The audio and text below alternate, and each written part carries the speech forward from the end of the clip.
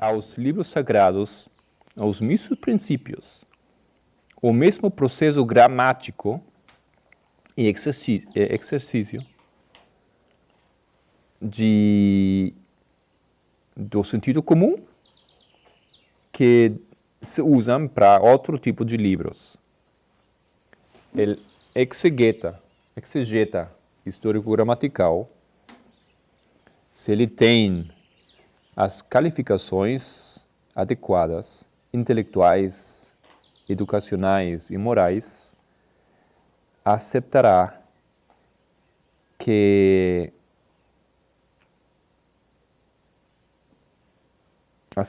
o que a Bíblia diz sem prejuízo e sem alguma pressuposição adversária. E sem ambição para provar que eles são falsos, ele vai investigar a linguagem e a importância de cada livro em uma independência sem medo. Ele vai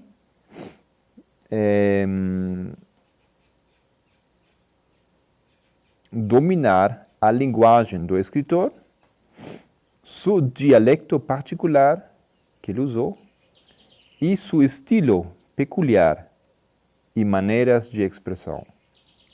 Ele vai inquirir as circunstâncias nas quais foi escrito o texto, as maneiras ou costumes do seu tempo, o propósito do objeto que ele queria,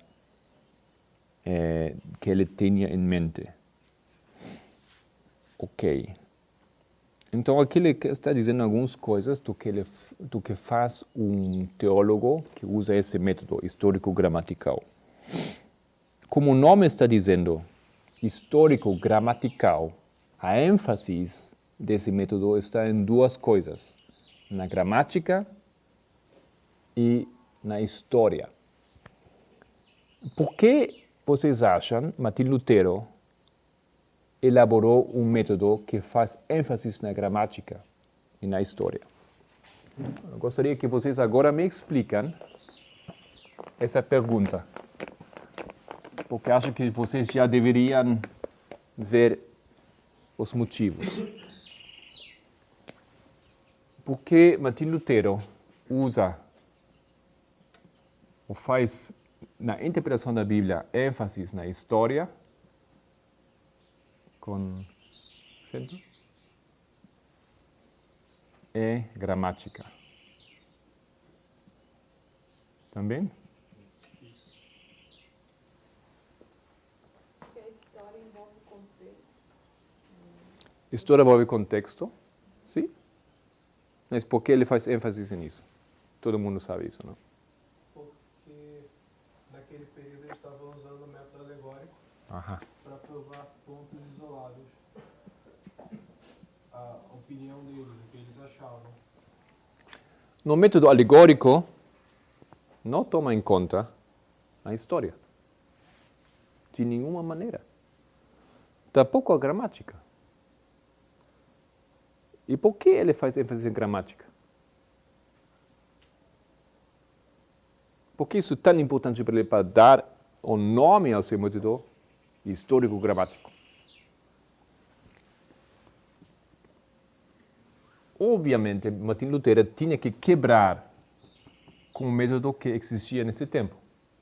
Esse foi o seu descobrimento, que o método que está se usando não serve, não dá para descobrir as verdades bíblicas. Então, para quebrar, ele elaborou esse novo método aqui. Ontem escutamos, quando foi isso? Que momento ele fez isso? 1517. Mas, historicamente, isto aqui acontece antes. Nos anos antes, ele elabora o método para logo, que nos 17, fazer público ele que já tinha compreendido. Então, um dos problemas é lutar contra a alegoria. E outro problema, qual foi outro problema nesse tempo? Não somente o método desse tempo. A linguagem. Qual foi a língua? Latim. Então, outra coisa, ele é lutando contra a Vulgata. Vulgata foi escrito em latim. E por que ele não queria confiar nesse livro? Estava baseado em várias traduções. Em várias quê?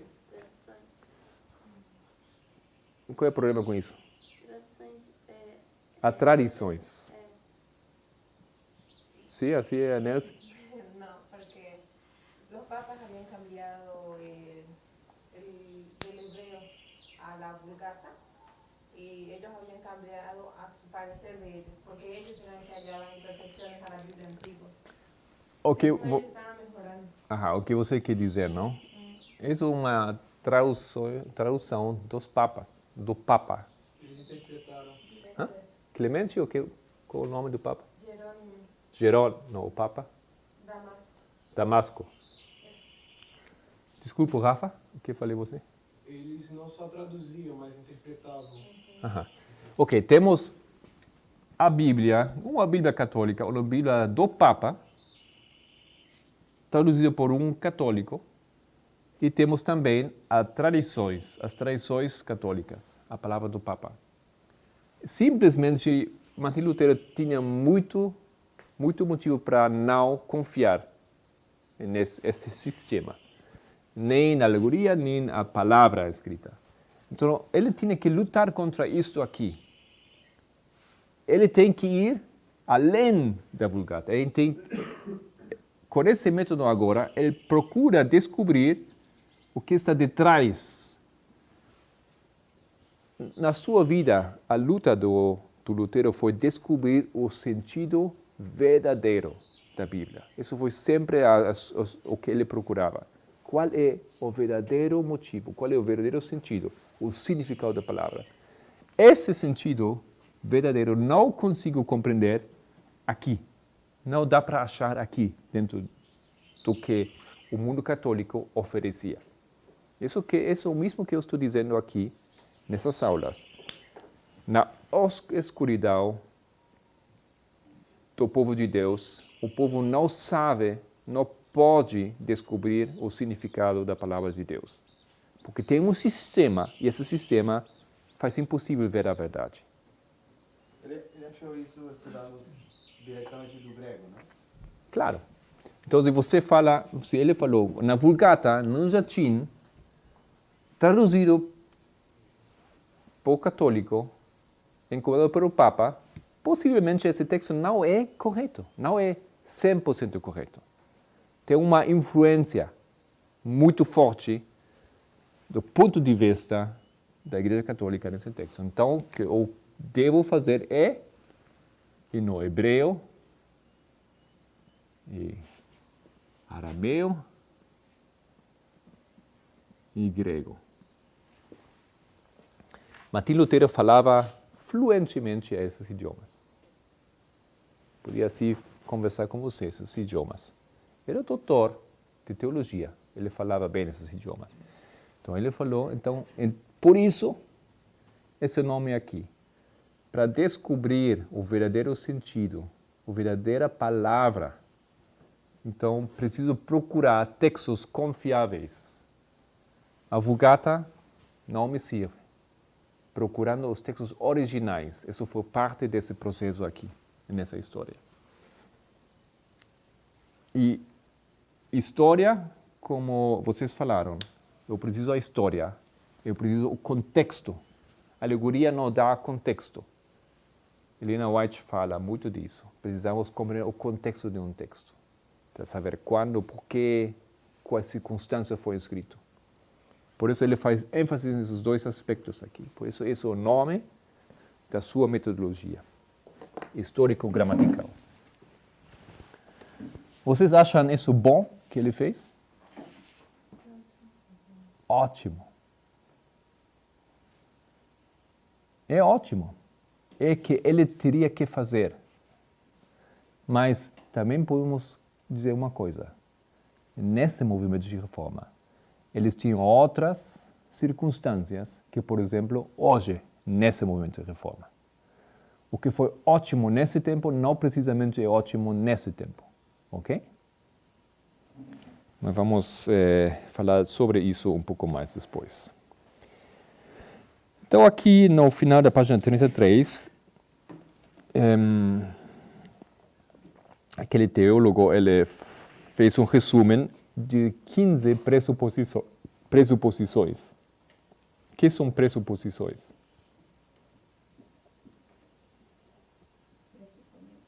O que é pressuponer? Pressupor.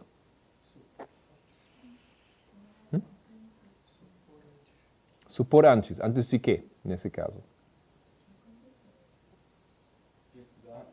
Antes de estudar, eu tenho que ter claro algumas coisas. Vocês, antes de estudar a Bíblia, você pressupõe que a Bíblia é a palavra de Deus.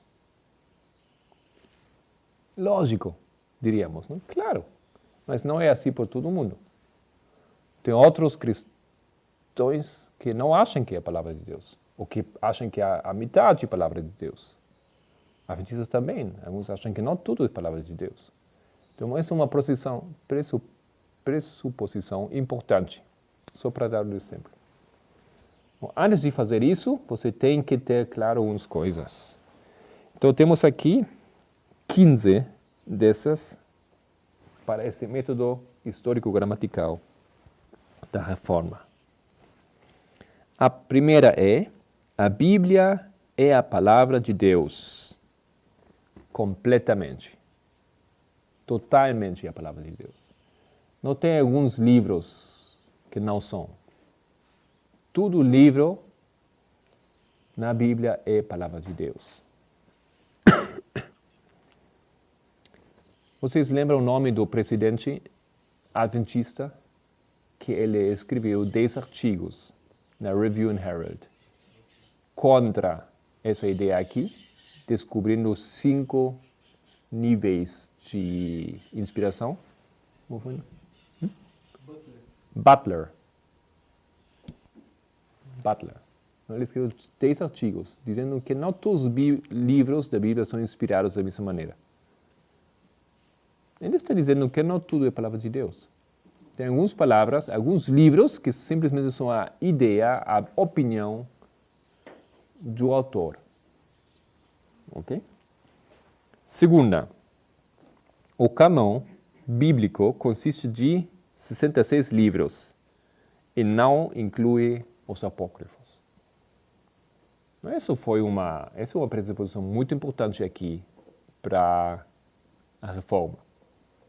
Tem livros que a Bíblia Católica acha que foram parte do cânon. Mas, para falar sobre o que vamos a falar, você tem que conhecer bem os limites do que você fala. A palavra de Deus é a Bíblia, sim, mas o que é a Bíblia? 66 livros, somente esses 66 livros. Que foram estabelecidos, como vimos outro dia, na sinagoga dos judeus. Okay? Eles estabeleceram qual é o cânon bíblico. Pressuposição número 3. Somente o texto bíblico, na sua língua original, é determinativo. É. Sim. Isso aqui é o assunto. Não posso confiar no latim da Vulgata. Pode ser que 99% dos casos, ou 99% é correto, mas não posso confiar plenamente. Por quê? Porque o texto foi escrito em hebreu. Do hebreu foi traduzido. Como vimos aqui nesse processo, por exemplo, ao grego, Septuaginta, e dali foi traduzido ao latim. Nesse processo, tem possibilidade de entrar erros de tradução. Nós hoje em dia, muitas vezes, procurando de compreender um texto, Helena White, da Bíblia, descobrimos erros ou problemas na tradução do português, por exemplo. Imagina aqui, nesse processo, por séculos, você tem isso aqui. Então, ele fala, não posso eu confiar nem em grego, não posso confiar na Bíblia que existe aqui, nesse texto. Tenho que ir até esse ponto. Ok? Hã?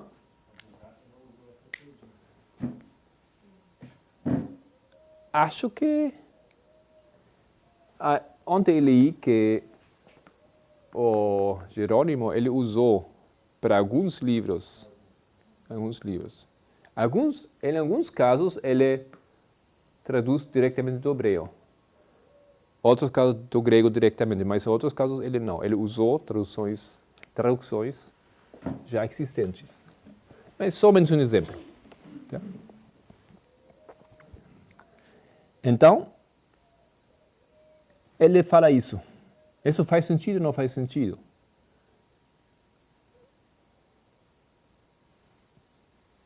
Não faz sentido. Faz sentido para Lutero, especificamente. Ok? Vamos ver depois se para nós também isso faz sentido. Ou se nós temos outra posição. Mas para Lutero isso sim faz sentido. 4. A última autoridade em assuntos teológicos é a mesma Bíblia. A Bíblia mesma. Então, nesse tempo, qual foi a autoridade final, última, na interpretação do texto bíblico? Nesse texto aqui, tempo de Lutero.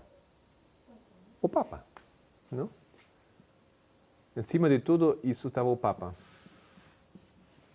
E o Papa, ao final, ele falou como ele queria. Isso significa assim, não tem outra maneira, isso é o que a igreja fala. Ele poderia falar ex cátedra, dizendo que uma coisa que ele fala é determinante. Não tem discussão. A verdade final. Ok? Mas o Lutero, obviamente, não aceita isso. Então ele fala, a autoridade nos assuntos teológicos final é a Bíblia. Número 5.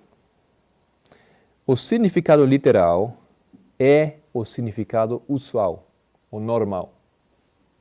O que poderia significar isso? O significado literal é o significado normal, ou usual. Você que acha que significa isso? Que é o primeiro que nós temos que entender. A primeira coisa que temos que entender e fica lá. Tá? Primeiramente a Bíblia queria dizer isso. Não precisamos achar, em todo caso, sempre que tem outro significado. Justamente, de novo, dá para entender tudo isso compreendendo esse problema aqui, que já vocês compreendem muito bem. Alegoria existe na Bíblia, mas eles estavam achando que tudo texto alegórico, que o literal simplesmente tinha que ser aberto, descoberto. O literal é simplesmente como uma caixa que você tem que abrir para descobrir a alegoria dentro dela. Ok? Essa foi a ideia desse tempo. O literal não é o tudo, não é o texto completo, não é o texto profundo, é simplesmente uma construção que você tem que descobrir, tem que abrir para sacar algo mais grande, algo mais sublime, algo mais profundo que o texto no significado alegórico. Lutero não diz isso, ele diz não é assim. O literal é normal. O literal é o que a Bíblia está dizendo. Primeiramente, ele também sabe que tem alegoria. Ele também sabe que tem profecia, tipologia e tudo isso. Mas o princípio é Que, primeiramente, o normal é o literal. Ele tinha que limpar muita coisa. Exatamente. Não é uma boa forma de expressar isso. Ele tinha esse problema. Como Jesus tinha outros problemas no seu tempo, que ele tinha que arrumar, tinha que limpar tudo isso. Ele estava lutando contra essa problemática. Se hoje em dia o adventista usa o método histórico-gramatical, o que eu estou dizendo, hoje em dia temos outras circunstâncias, outros problemas. E não podemos hoje em dia usar esse método como o método adequado para esse tempo. Foi um método, eu acho, provisto por Deus para lutar contra os problemas do seu tempo. Porque é uma linha de reforma. Não? E nessa linha de reforma ele tem que reformar certas coisas. Ok, seguinte, ponto 6. A crítica textual é necessária, ou é preciso. Crítica textual.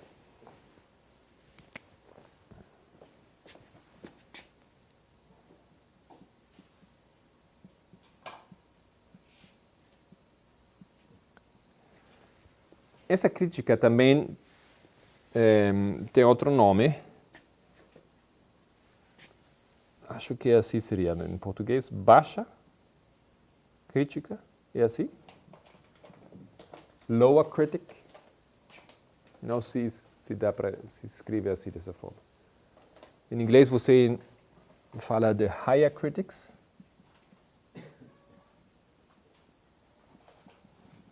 And lower.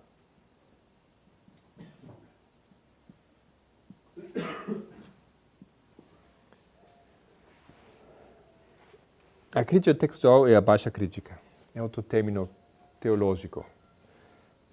Não significa isso que um inferior é outro superior. A crítica textual simplesmente quer dizer eu vou investigar a gramática. Eu vou investigar a idioma. Isso é que significa a baixa crítica. Então, de novo, a regra fala, a pressuposição diz,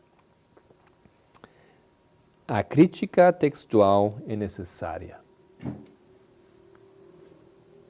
Novamente, nesse tempo, com a existência ou não existência de textos confiáveis, o que eles têm que fazer é aplicar uma investigação procurando o texto verdadeiro. Existiam aqueles documentos antigos, sim, eles tinham, mas estavam lá nas bibliotecas, em diferentes lares. Dessa maneira, eles têm que aplicar uma investigação baixa ou crítica textual. E claro, talvez para nós às vezes não é assim tão fácil de compreender, mas se você faz isso aqui, o que ele quer fazer? Você não pode usar o Vulgata, por diferentes motivos, você tem que ir ao hebreu. Qual é o problema com isso aqui, com esse processo? De descobrir o significado aqui, nas línguas originais. Qual é o problema? Você poderia fazer isso? Por quê?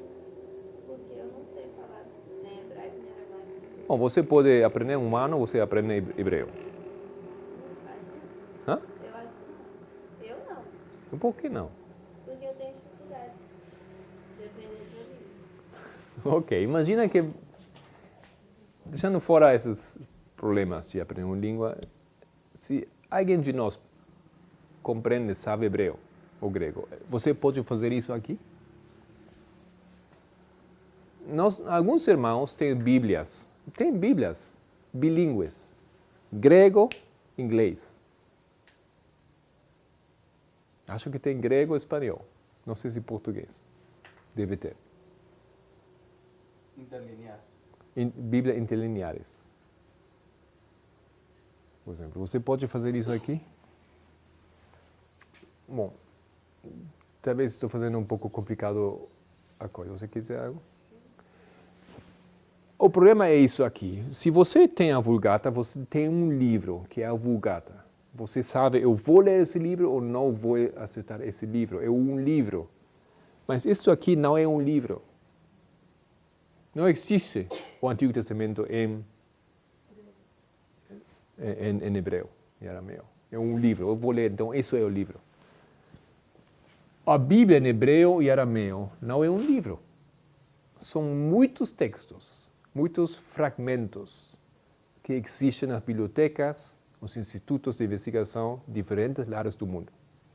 Jerusalém, em Roma, em Alemanha, em Leningrado, etc, etc.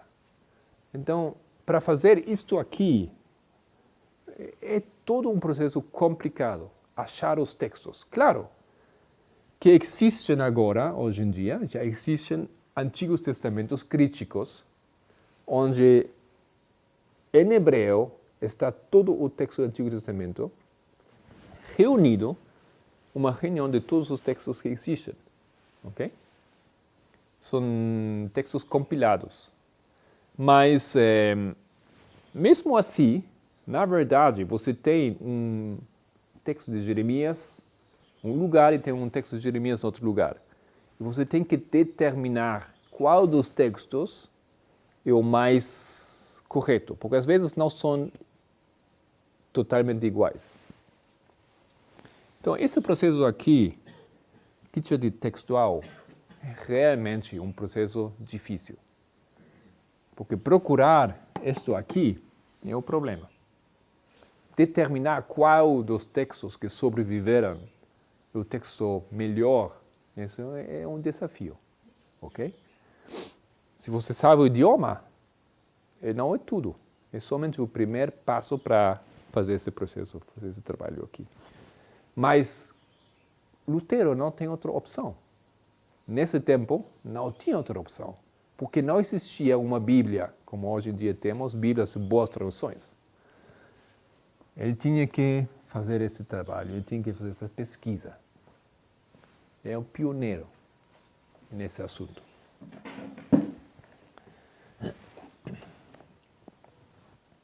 Isso foi, então, a pressuposição número 6. 7. A Bíblia é um documento literal.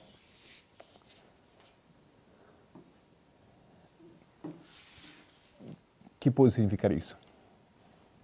A Bíblia é um documento literal. Vocês acham que ele é um documento literal, assim como o livro de Miguel Cervantes também é um documento literal?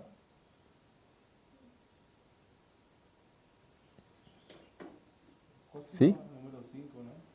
Qual a diferença? Qual a diferença com o número 5? 5 diz o significado literal é o significado usual, ou normal. Mas 7 fala a Bíblia é um documento literal. Isso quer dizer, é literatura, isso que quer dizer. A Bíblia é literatura. Literário. Oh, literary, ok, yeah. Literário. Tem uma narração histórica, por exemplo. Então, se a Bíblia é um livro literário, então você pode aplicar regras da literatura para esse texto. Ok? Só lembro um assunto, por exemplo. Com Daniel 9, Daniel 8, versículo 9, fala dos ventos. De um deles, você lembra nesse caso? Temos os 4 chifres. Esses 4 chifres vão para 4 ventos. O norte, o sul, leste e... Não, isso é leste e este, não? Então, nesse versículo fala E de um deles sai outro chifre, pequeno. Então, como você pode determinar se aquele chifre sai do vento ou se sai do chifre? Vocês lembram o problema? É um problema gramatical aqui. Precisamos ler esse texto, você tem na memória. Acho que é melhor, vamos ler esse texto aqui. Só para lembrar, Daniel 8, versículo 9.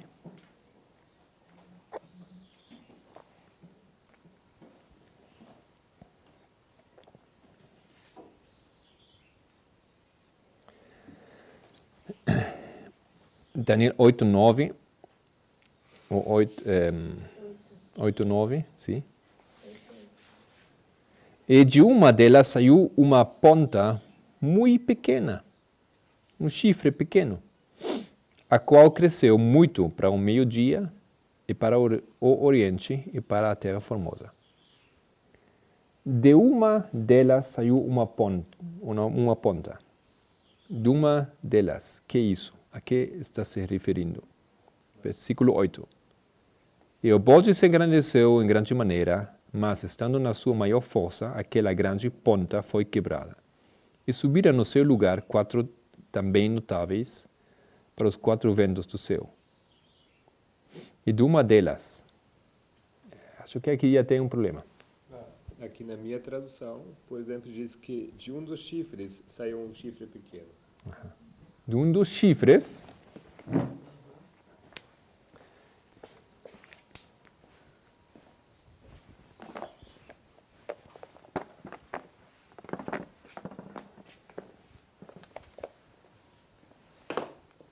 temos aqui 4 chifres.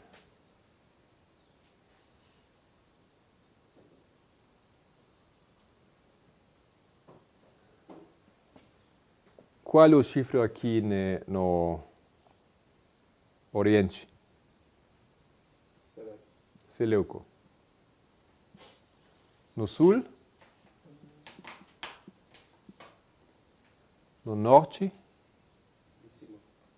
Acho também. E no Ocidente? Ok.